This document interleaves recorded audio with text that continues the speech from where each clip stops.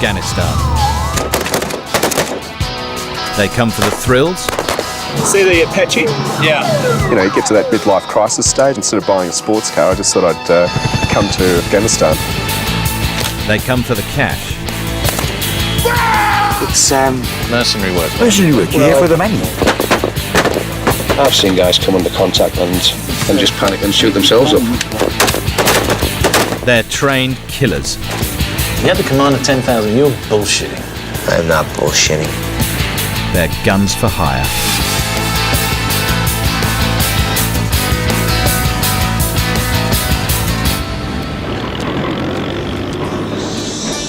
Business has never been so good for the modern-day gunslinger.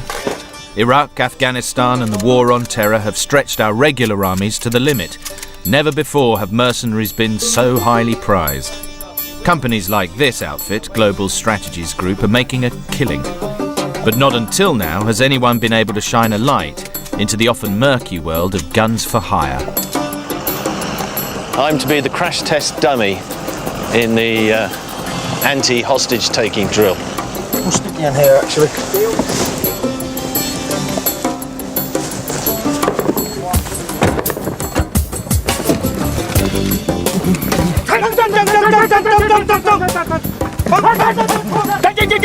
Right, you three, when you hear that horn, you start moving back, okay?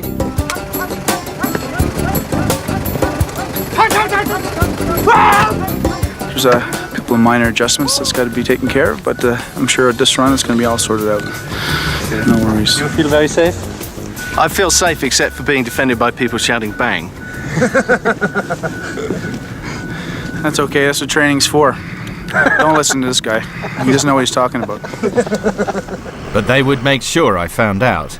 This time I was crammed into the car and real bullets were flying.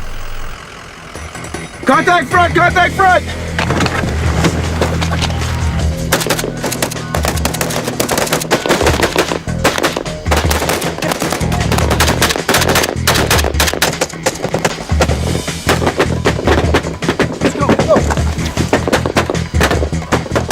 Stay down!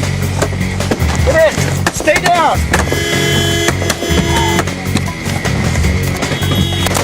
Wow!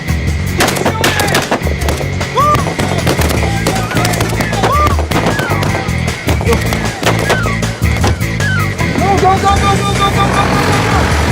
Go! Drop and drive and go! Go! For it! Go! Go, go, go, go, go, go!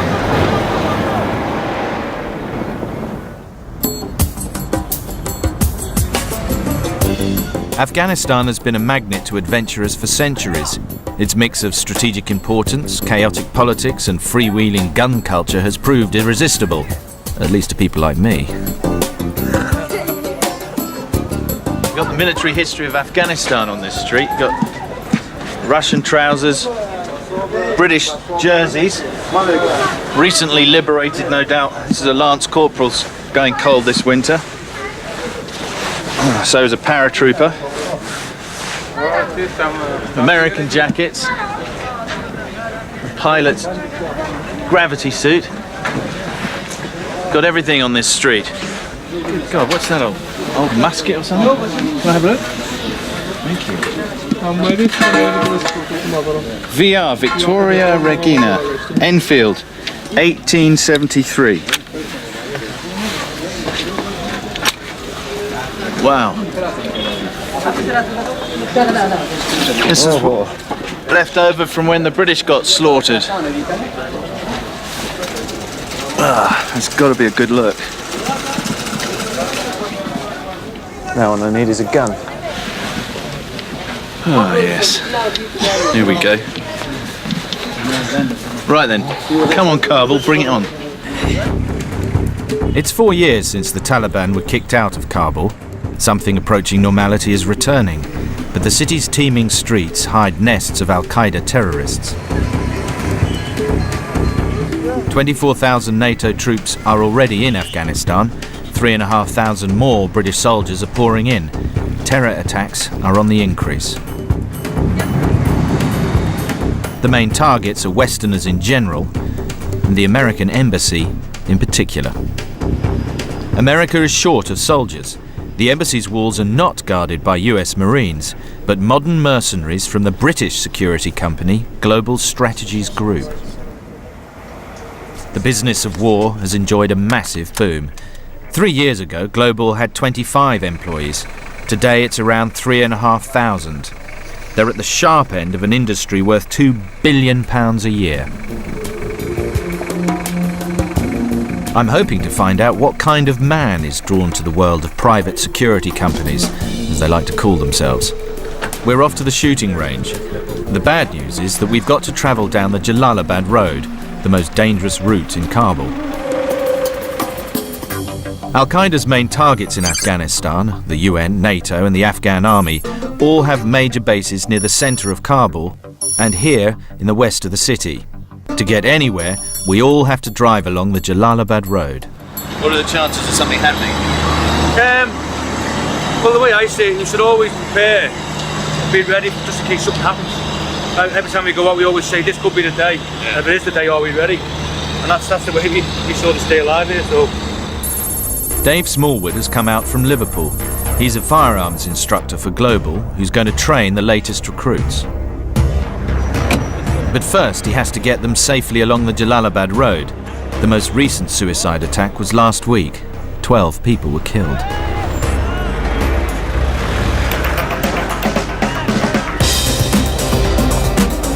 It's difficult to see if anything is a suicide bomber, because people will, that happens all the time, drive directly towards you.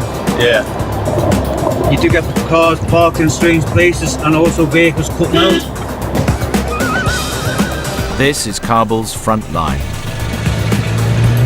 You can see now where you've got the local A&A guards out, preventing anyone stopping. As you can see then, the bus tried to stop there and he was moved quickly on. Most of these men are new recruits and have been in Afghanistan less than 48 hours. They've been drawn here by the whiff of adventure and the smell of big money. As I say, our main concern is the individuals in the vehicle behind us. If our vehicle's hit, they've been briefed to continue on the journey, so they will not stop. We will get ourselves out of trouble. To pick up a wage they could only have dreamed of as regular soldiers, they must pass a shooting test on a range just outside town. Some 100,000 Soviet troops were part of Moscow's failed occupation of Afghanistan in the 80s. At least 15,000 were killed. They left behind hundreds of acres of scrap and a country which went on to tear itself apart. I've made a living covering chaos and conflict for the last 15 years. Now, freelance guns for hire from all over the world are cashing in on the new world disorder. I spent 22 years in the British Army and finished off as a senior warrant officer in an organisation called Specialist Training in Northern Ireland. I don't really tell people what I do for a living. Are you scared they'll say you're a mercenary? No, definitely not. I'm the senior training officer in the American Embassy. Right. There's a difference. Now that's an official title. It's an official title because I do an official job. There's nothing messy on my job. Yeah. My boss is the American Embassy. AK-47, 7.62, very, very reliable rifle. Okay, it's been proved in the past, certainly in the Middle East, that if you look after it, it will not let you down. 7.62, gents. So it does pack a bit of a punch. These men have never met before. In a few days, they'll be on guard duty, each pocketing at least 250 quid a day of American taxpayers' money, tax-free. This is a multi-million-dollar contract for Global. How long were you in Iraq for? I was in Iraq for almost 2 years. Tony Goddard from Middlesbrough spent 28 years in the British Army. He was a physical training instructor in the Coldstream Guards. So how many firefights did you get into? Probably two. Probably two in the various areas. Nothing significant for us to actually take anybody out. What do your family think of you going out to these war zones? Well, at first they must have thought I was a bit silly because I'm a 44-year-old granddad of 4 children. So at first I thought, what you're doing, you've got grandchildren, behave yourself. But it's been part of my life all my life. when I'm not in this environment, I'm a horrible and nasty person because I have to get away and do something.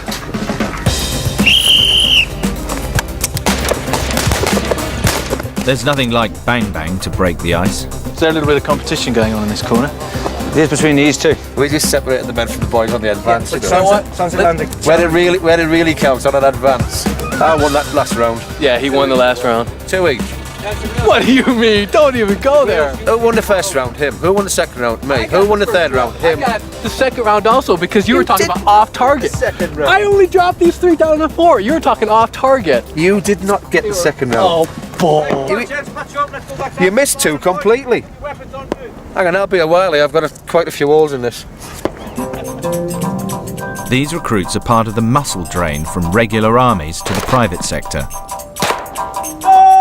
There are about 6,000 mercenaries in Afghanistan and 23,000 in Iraq. Today's generals are worried they're losing their best men to the guns for hire security circuit.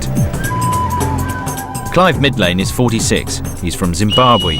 He's been married for 20 years, and he says every day's been a honeymoon. What do your kids know about what you do? Do they know that you're in danger? And we sort of tend to keep that away from them. So they'll hire you back. It's an embarrassment in a way. An embarrassment? Why? Because it's Mercenary work. mercenary work. You're here for the money. You know, you're not here for the rebuilding of Afghanistan or Iraq. Boys don't know anything about the place. It's just the money. How long since you left the I discharged from the military on the day the world blew up. Jeff Locke was in the Australian Special Forces. So what brought you out here? For me, a fair portion of it was boredom. I was sitting back in Sydney Street and I was bored shitless. You know, when I worked with the Special Forces for a couple of years, you get used to having your bags packed ready to go and there's something different every day. You know, it's just that sort of thing that keeps you... Adrenaline? Yeah, you know, it's just this sort of work is addictive to a degree, you know. Away from the dust on the range, I'm trying secretly to find Afghanistan's most notorious hired gun. Jack Adema is a former US Green Beret and perhaps the ultimate modern mercenary. He's in an Afghan jail, serving 5 years for allegedly running a private army in a torture chamber in the back garden of his Kabul home. I've been trying to get to him since he was arrested 18 months ago. Was he a 21st century man who would be king? A real-life Jack Bauer working for the Pentagon? Or a bounty hunter chasing the $25 million price tag on Osama bin Laden's head? To get to Jack, I've got to get into Afghanistan's toughest prison.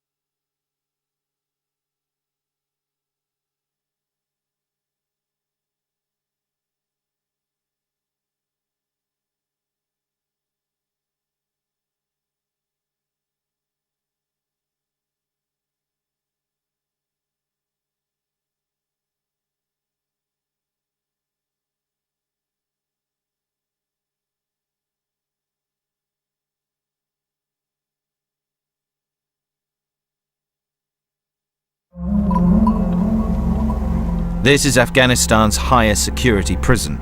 It's home to Jackie Damer, Afghanistan's most famous gun for hire.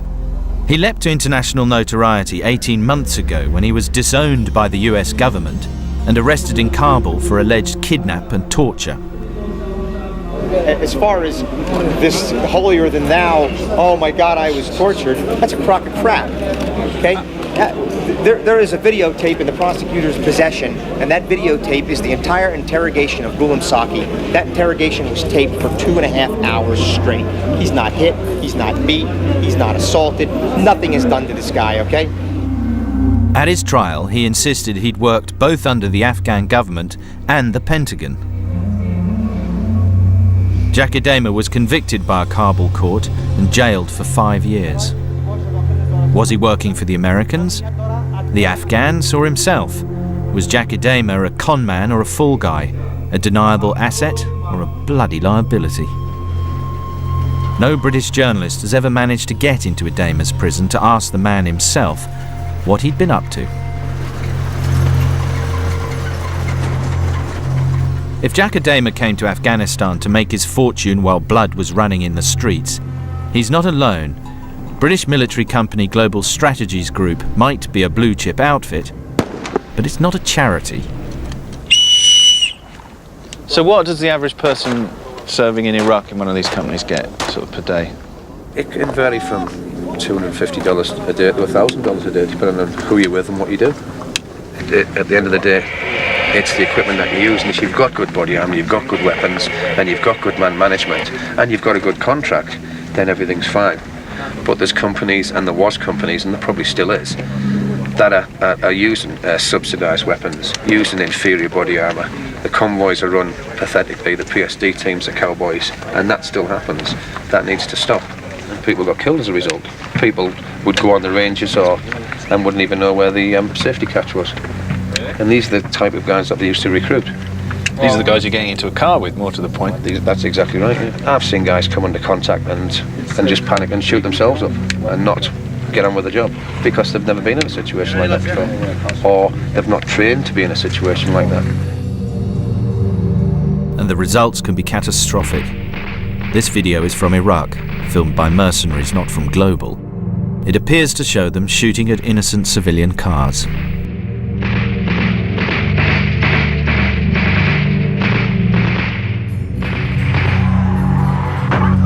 Much of this industry is outside the law. Guns for hire are unlicensed to kill. And in Afghanistan, the military companies occupy a legal grey zone. Its parliament and president have recently been democratically elected, yet I wondered if the elected government was consulted on the role of private soldiers on its sovereign territory, armed men beyond the law. I've come to the Afghan Foreign Ministry to see Dr. Abdullah. I've met him before. He's an extremely sophisticated man, as you might expect, and also fluent in English. I've only really got one question for him, and that is what he thinks, personally, about the role of all these private security companies in Afghanistan. Do you think these private security companies have enough accountability to the laws of Afghanistan? No, I think there was a situation earlier that none of these were registered, and some are still not accountable, not feeling, they don't feel to be accountable towards the laws of Afghanistan. This situation, of course, should be addressed sooner rather than later. You must find that a bit insulting as an Afghan. No, I think it's not appropriate. This industry has grown to an unprecedented size. Worldwide, it's valued at more than $2 billion. It attracts all sorts. John, what brought you to Afghanistan? I got an email Saturday morning asking if I still wanted to work overseas, and 24 hours later I was on a plane. Australian John Radcliffe was a commando before joining Civvy Street. What was your job back home? I ran a medical clinic, and I specialised in complementary medicine, Chinese medicine. You're a Chinese doctor? By profession, yeah. So what on earth brings a Chinese doctor out here to carry a weapon and guard an embassy? Well, I'd been in Australian Special Forces for 6 years in the commandos. But was your business going well in back home? No, business is fine, you know, but you know, you get to that midlife crisis stage, I suppose. You know, you sort of, instead of buying a sports car, I just thought I'd come to Afghanistan. Have you had a chance to practice any medicine while you've been here? Yes, certainly. There's been a few casualties from, you know, like there was a road traffic accident the other night. You know, there's people beaten up in bars. You know, sort of patch them up. And once people sort of know that you're a, you know, doctor, then you know, people are coming to you all the time, like with different things. So you sort of become the default medic, you know, for everyone who knows you. The flood of thousands of dollar-rich foreigners to Kabul has been matched by a boom in the sex trade. John does his best to offset the damage. He offers free medical care to the hookers. John, where are we going? We're going to the Great Wall of China. Seems like a long drive. Basically, the meal and the drinks are just a way of layering on top of the how much money they can make out of the place. So they won't talk business unless you've actually had a meal. So let's have a meal.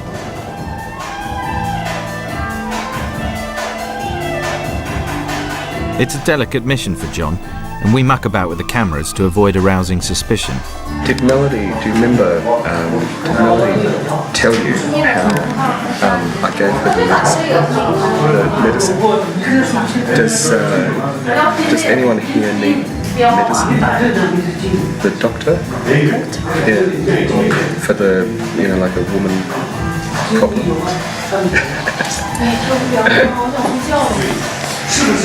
Because you can, if anyone has a problem, then I can help them.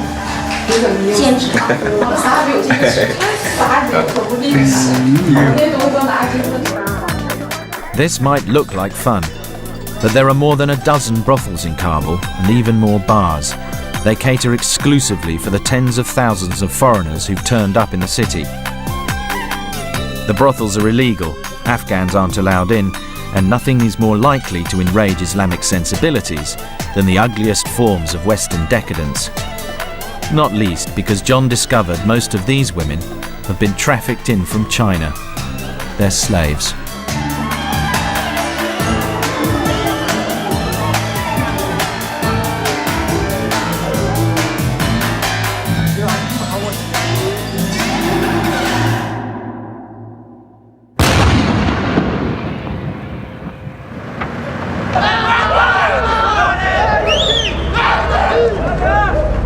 That night, we come down to earth with a bump.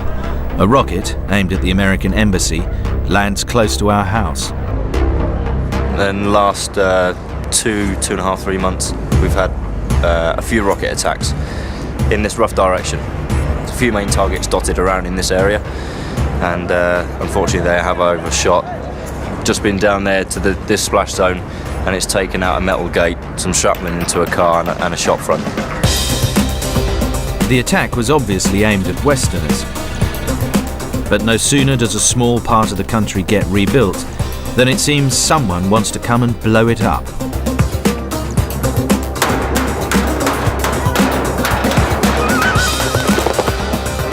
Back on the range, the aging gunslingers are playing with the tools of their trade. Look at where my cape is. Which one? Which target? Number 2. From 25, it's pretty good, isn't it? For me, that's pretty good. For an American, it's very good. Now you got to do the test. We gotta go. Keep that grouping there, eh? We're watching you now. Don't be nervous. Whatever you do, don't blow it out your ass. Hey, I love the Yanks, and they'll come and tell the camera crew, come look at my target. Ed Barr is a 43-year-old former police officer from close to Chicago. He's got his reasons for coming to Afghanistan all thought through. You have kids? Yeah. How many? I have 2, 1 on the way. Oh, congratulations. Thank you. Do they know what you're up to? Well, a 12-year-old boy does. he understands. But my 4-year-old daughter, my wife was telling me the story just the other day. She goes, "Will Daddy be killed?" And my wife said, "Well, hopefully not. He does what he can to stay safe, and you know, and he prays to God, and we need to pray to God to make sure he's safe. And if we do that, gotta watch over him. He'll be okay." But she, okay. She just gets up and walks away. You pray a lot? Yeah, I do. Every day. I've never understood really how, if one is a religious person, one could join an armed force. You know, I don't have the exact book answer. I know in my church, they have a really good explanation of why, because my church specifically feels it's one of your duties to join the military and be part of it. And a lot of it has to do with the protection of your people, of your lifestyle, of your country. You know, we're going out there not for the purpose of, I hate these people and I want to kill them. That would be wrong. But we're going out with the purpose of, these people are trying to hurt my country, hurt my family, hurt me. They need to be stopped. So, and if I can sit there and say, hey, stop, this isn't right, and they say, you're right, I shouldn't be doing this. Great, we know that's not going to happen, but... I leave Ed to his God and his guns and head off to see a contact who's promised to smuggle me into the jail where Jack Idema's being held, the forbidding Policharki prison. But first, I have to convince Idema that he should grant me an audience. Yeah, understood. Do you want? Shall I? Sorry to interrupt. Shall I? Do you want to hear what we're about at this? Just on the phone at this stage, so that I can tell you what we're doing, and then you can at least decide whether or not you even want to see us. When he was first arrested, Idema claimed to be working with the Pentagon and that he had regular contact with senior American military officials. As an example, we were in contact directly by fax and email and phone with Donald Rumsfeld's office, with the Deputy Secretary of Defense for Intelligence, and with Heather Anderson, 4-star flag officer level at the Pentagon. Idema clearly sees himself as a victim, as a deniable asset of the Americans who was thrown to the wolves when he'd served his purpose. If so, he's paying a heavy price for his service. 5 years behind bars. In the global camp, everyone's starting to feel a little like a jailbird. Oh, so you're impressed, lads? Yes, nice. Yeah, you've done the place up lovely. Yeah, for a grown man, a small cell is probably all he needs. The internet is the big saviour, more than anything else. Because with the internet, you've got communications back home. You can speak to your daughters, or you can monitor progress back into your... I'm at that moment I'm doing my house up, you see, so I can monitor progress. Can you do it on the with a camera thing? Yeah, I put my little webcam on, and then if I need to make any sort of big choices, like the colour of paint or the different types of furniture I'm choosing, I can obviously do it on the internet. But without the internet, this would be a really, really uncomfortable place. It really would. You know, I've got electricity, I've got air conditioning, I've got internet. What more do you want? Well, probably a lot more actually. But yeah, I don't know where to start. Yeah. Well, this really does me. It does, definitely. Is there a bit of a Peter Pan syndrome with you guys? Guys who can't grow up, don't want to grow up? Yeah, well, not Peter Pan, because you wouldn't have this sort of immature outlook. Yeah, I would say it's difficult to sort of sit back and relax away from, you know, if you've done sort of 20 odd years in the army, you're used to the adventure, used to travel, the uncertainty of life and the jobs, and the different types of jobs. You normally find one job you have for 6 months and it'll change and constantly change. You're not really looking forward to civilian life, are you? I don't know, because I don't really know what civilian life is. It might sound strange saying that, but I joined the army when I was 17. So to me, I've only ever known some sort of disciplined life, and to say to me to associate a civilian life, I really, because I've never experienced it. It'd be hard to say, you know, would I adjust to it, or would it be rewarding for myself? So I don't know. Does it look pretty boring? Yeah, I'd say it does.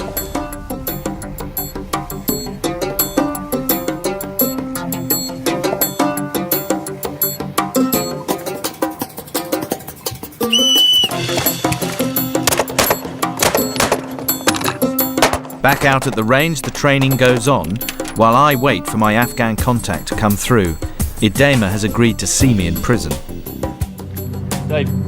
But my well-laid plan is blown to bits.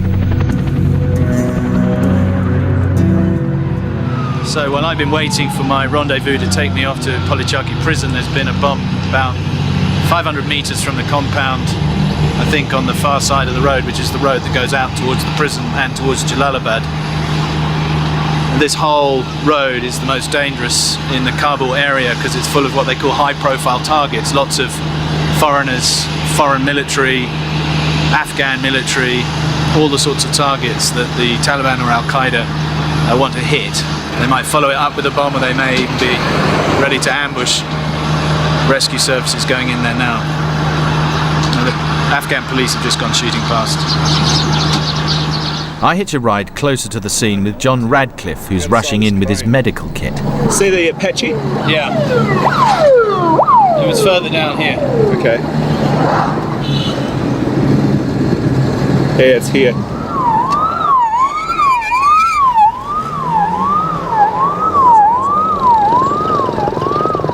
So at times like this, I think I should have my head read. There's been a bomb 100 yards down the road.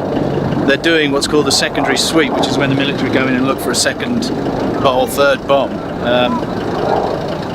We're told there are 3 white Corollas suspected to be car bombs. One's already gone off. This might be one. There's a white Corolla just turning around behind me up there. So, there's the mug.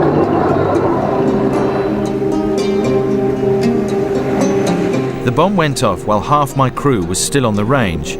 They only know one way back, down the Jalalabad road and through the chaos. Their 3-vehicle convoys quickly snarled in traffic and brought to a standstill. We found ourselves in a real bad situation where we're surrounded with local vehicles and obviously a lot of civilians walking around. In the back of your mind, you're always wondering if a secondary device is going to go off. So what we needed to do is get everyone within our sort of 5-vehicle convoy in a semi-safe environment. So we'll push forward from the outer cordon. Obviously we're just short of the inner cordon now. As you can see, it's nice and quiet here. So we're in a controlled environment.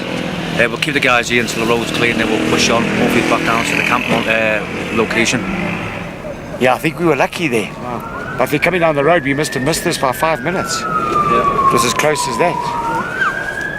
I'm just sending my girlfriend a little text message. So close. Just to let her know that things are okay, because she's bound to see it on the news or something. But apart from that, no, I'm fine. I'm just sending a message because we're going to be here for a while.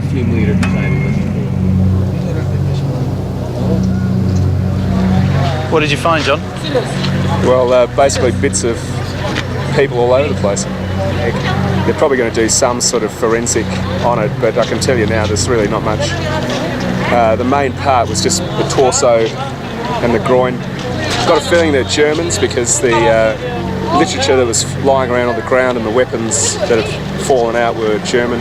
And then we found the body of the, or portions of the suicide bomber. It was sort of scattered all around. But what had happened is it landed on a row of cars, so bits of him had actually smashed through the window and sort of gone in between the cars, so we had to sort of like get in there and sort of pull him out. Funny part was we couldn't find his head, so most of the time, the reason why I'm late coming back is we've been looking around for this guy's head. He's probably out there somewhere. Oh, is it? That's the white Corolla. What's left of it? That's the guy. Actually, that's him. That's the bomber. Yeah, and the bits of plastic are the bits of the body that we picked up. I mean, he's in little bits, as you can imagine. And I was sort of going, oh fuck, I've got his gallbladder. Oh, this is his small intestine, you know. Like an instant anatomy lesson. While John was counting the body parts, I was counting my blessings. What none of us know is that the rest of the team stuck out on the Jalalabad road are in grave danger. Dave doesn't realise that he's parked just a few yards from the second bomb in a white Corolla next to a petrol tanker.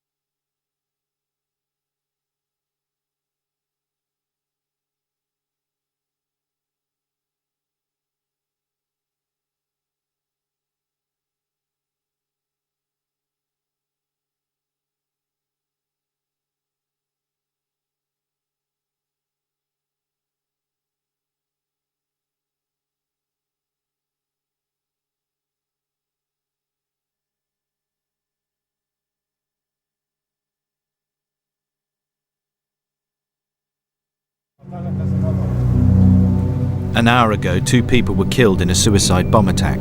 Soldiers are rushing to the scene. They don't know there's another bomb only feet away. Dave and the other half of our crew decide to move out and find another way back to the global camp. Luckily. There's been another explosion in a similar direction about an hour and 10 minutes after the last. Hey, Mark. It may be completely benign. Call Dave, find out where they are. They are moving at the moment down the Bagram Road. We've got the airport to the left of them, and they're going to try and come around the back of the airport towards Camp Sully and come the back route round onto Jalalabad Road. The remote-controlled IED's gone off up by the Bagram turn. More casualties sit rep to follow. So, but it's been confirmed by 3 sources. So that was quite close to where the global guys and our crew were gathered. That was where they were stationed, yeah. That was where they were stationed. They were standing next to it. Yeah. What happens? All the locals that were gathered round to help out with the previous explosion, where they were all gathered, it went off again. So there's going to be a massive casualties. So where a busload of global trainees and the other half of our film crew were gathered to cover the first bomb. It's free flowing. The actual place where they were standing has just been blown up. Okay, you with a large amount of casualties. So the fears of a secondary explosion were well founded as it happened.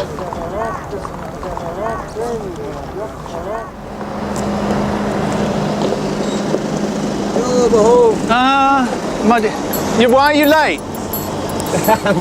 Why are you late? Well, that's what you came here for. 3 hours of hell. Worse than Sydney traffic. For myself and the crew, it's been a grueling day. But in this all-male world, no one admits their fears. It was a good day, wasn't it? It was a good day, we made it back. But wonderful food. I think I need ice cream.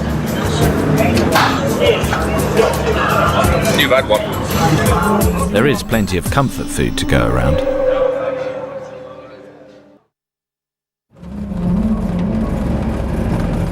The next morning, my carefully nurtured contacts with Jacadema have paid off, and we're off to Afghanistan's highest security prison.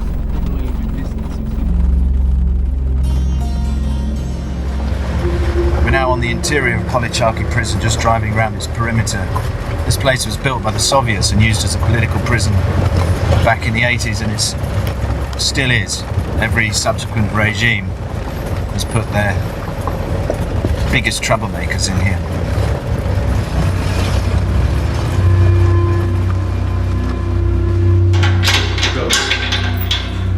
Idema, it seems, is a man of influence. Okay. It's an unusual treat. Help yourself into the prison. Don't take a picture of me, goddammit, right now, so I put my shit on. I'll fucking have to shoot you. Alright, how are you?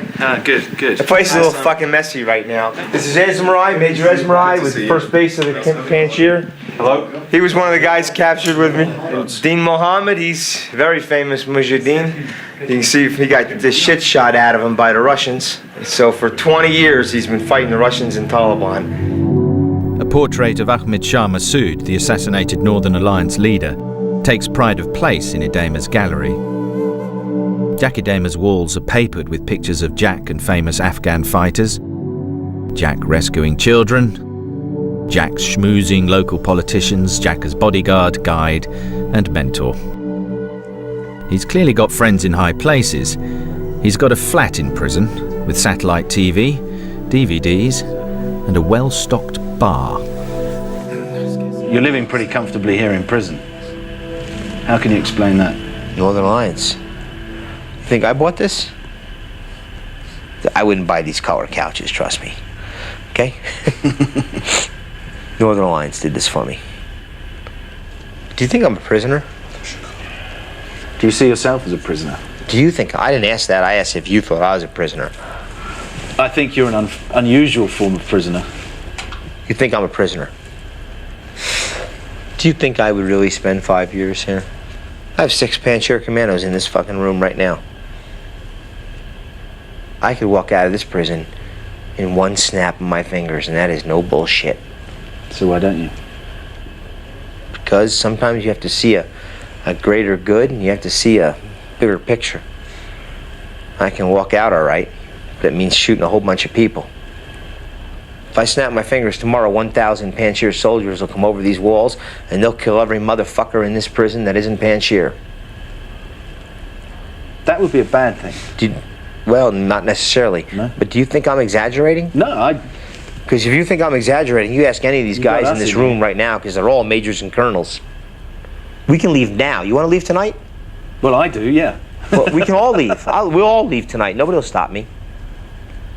I'm here because I am trying to resolve this politically.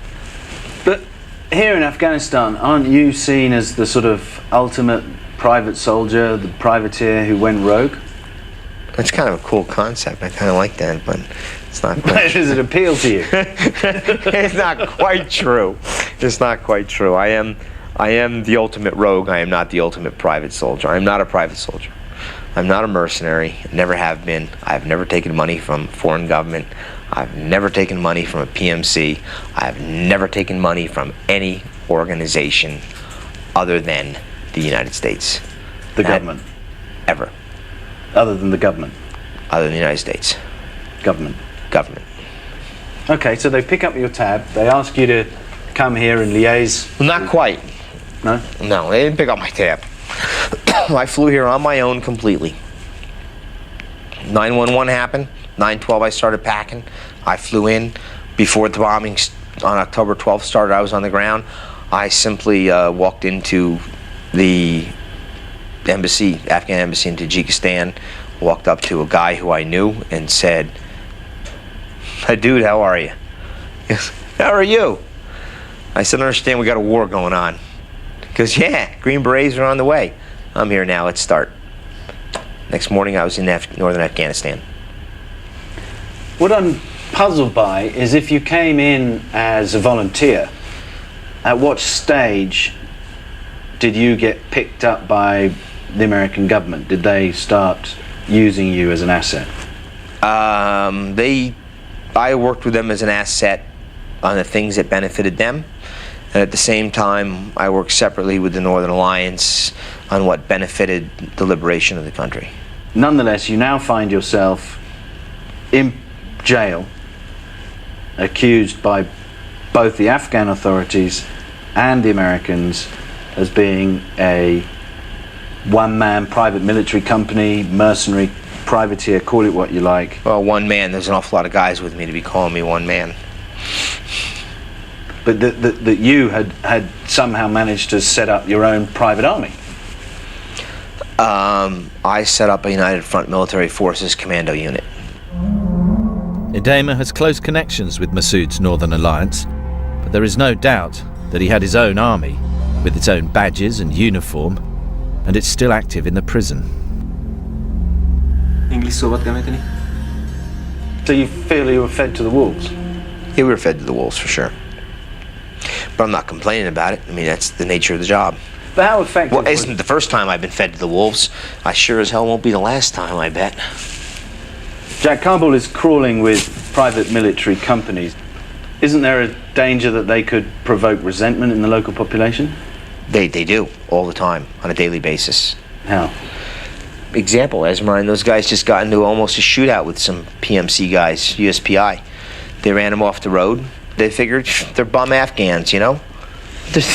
They're all field-grade commissioned officers in Massoud's United Front Military Forces. They're not taking kindly to someone running them off the road.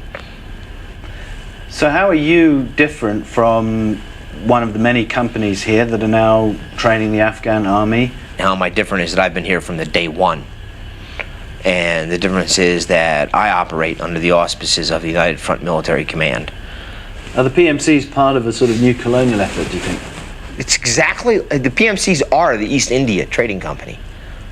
In everything, their own rules, their own laws, their own army, their own treatment of these people, and these are the servants.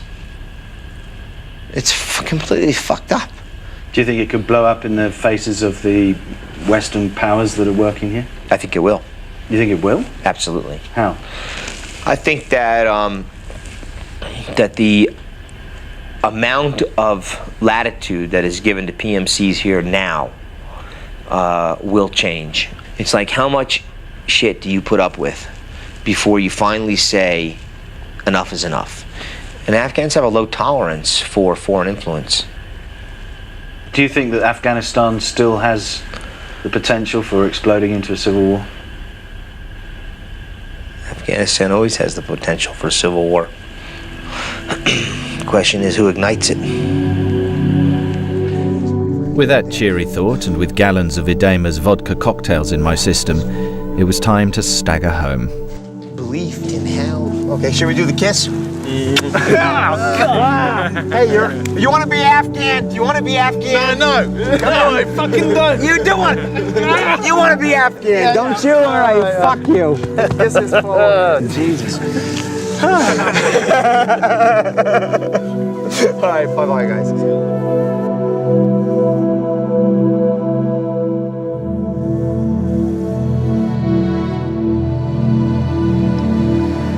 We've had a good long session with Jack Adema, and we're now on our way back to Kabul from Polichaki prison. We're travelling at night so that hopefully people running the roadside bombs won't be able to see us.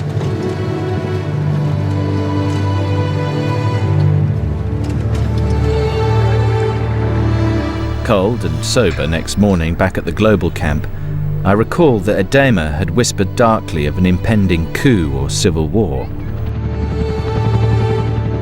Today the country is struggling to install democracy, law and order. But the streets of Kabul are now awash with foreign gunmen, paid by foreign powers, who've been put above and beyond the law. Afghanistan has been a graveyard for foreign invaders for centuries. Will that now be true for these 21st century guns for hire?